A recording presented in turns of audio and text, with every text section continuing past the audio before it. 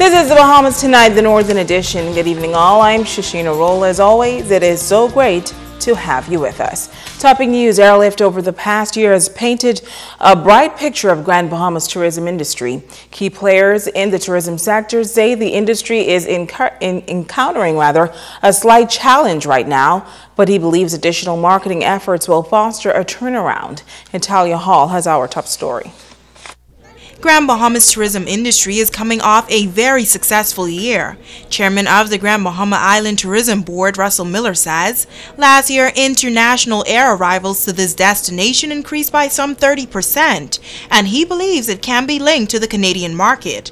However, he says this year is off to a rough start. This year we're seeing almost an equal decline, about 37% this year, which is all attributable to the fall off in the Canadian visitor as a result of the devaluation of the Canadian dollar. But Miller says things are expected to pick up as they explore new markets. Starting next month, Sunwing starts service out of 10 cities in the United States, and coming from markets that we have not had direct airlift to in recent times, namely Boston, Chicago, Houston, and Dallas.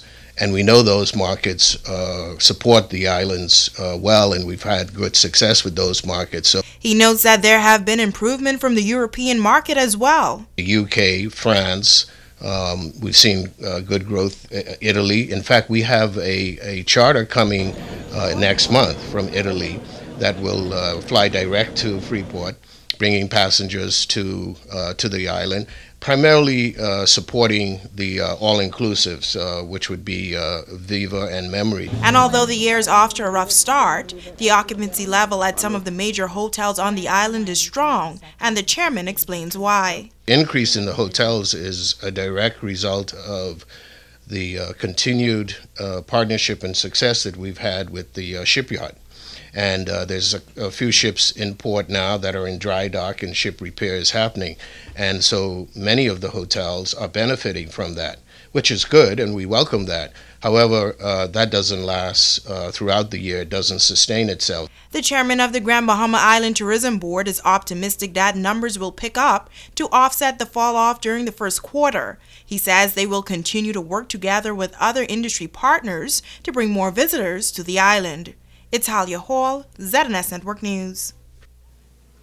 In other news, the Gender Equality Say Yes campaign launched on Grand Bahama this afternoon. A cross-sector of the community turned out for the big event at the conference room of the Grand Bahama Chamber of Commerce. Leading the charge was President of the Senate, Lady Wilson.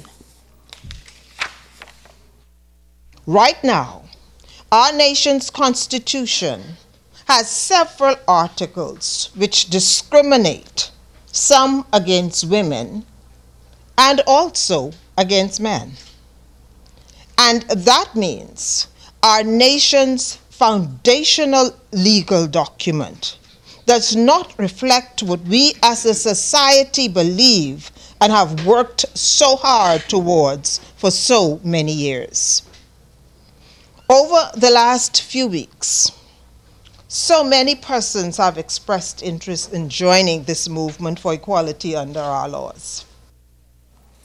Now, Lady Wilson took time out to explain each of the 4 bills that seek to bring about equal rights for Bahamian men and women. The First Amendment bill seeks to achieve gender equality through the transfer of citizenship. It seeks to give a child born outside the Bahamas to a Bahamian-born mother and non-Bahamian father the same automatic right to Bahamian citizenship that the Constitution already affords to a child born outside the Bahamas to a Bahamian-born father and non-Bahamian mother. Bill number 2 seeks to enable a Bahamian woman who marries a foreign man to secure for him the same access to Bahamian citizenship as enjoyed by Bahamian men. The Third Amendment bill addresses an area in the Constitution that discriminates against men. It will give an unwed Bahamian father the same right to pass citizenship to his child that a Bahamian woman has always had in relation to a child born to her father out of wedlock. Now, Bill number 4, which makes it unconstitutional to discriminate based on whether one is male or female. The co-chairs for the Grand Bahama campaign are Attorney Constance McDonald and former Senator Geneva Rutherford. This referendum is about one thing: and one thing only: equal rights for our sons and our daughters. Amen? Amen. As more and more people become informed and learn more about the issues at stake, we believe that more people are going to pledge their support and vote yes. This means very deeply a lot to me, because I don't wish, after all the years of very hard work in my country, to be continued to be looked on as having unequal treatment under the major law that governs my country. Now we will have more details on today's Say Yes launch in a later newscast. In other news, a prominent attorney giving a critical review of the Hawksbill Creek Agreement, his presentation coming during a meeting to discuss a possible extension of the expired provision of the Hawksbill Creek Agreement. In an in-depth presentation at a recent town meeting, licensee of the Grand Bahama Port Authority, Maurice Clinton, talked about the historical aspect of the Hawksbill Creek Agreement. The Hawksbill Creek Agreement was designed, or in its design, is a trust of obligations. It's no private company. And all this you hear about, Dylan was talking about how things have been spun off into some port group limit.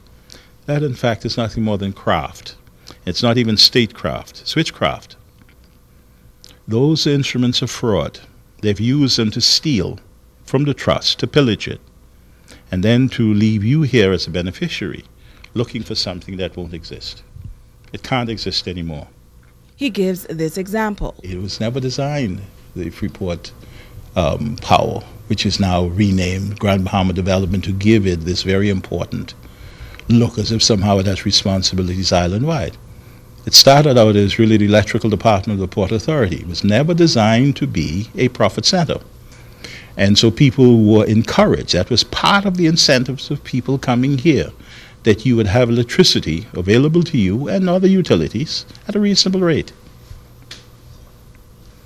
Now, the cost of doing business, and if you, God forbid, you should have a home, a private home, and your other little business, you can't make it here. So the question is, where are we now? Where we now is going to require what I call a Herculean effort on behalf of people who have a little bit of muscle, political muscle, but who in fact so far been part of what has been the overall collapse of this place.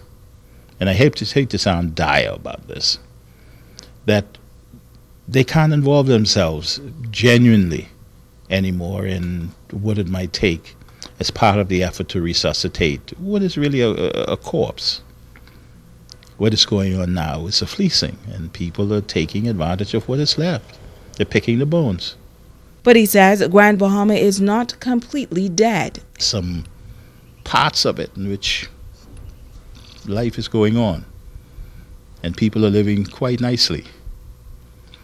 But that's because we don't all count all people, all licensees as equal either. Stay with us, there's more news right after this.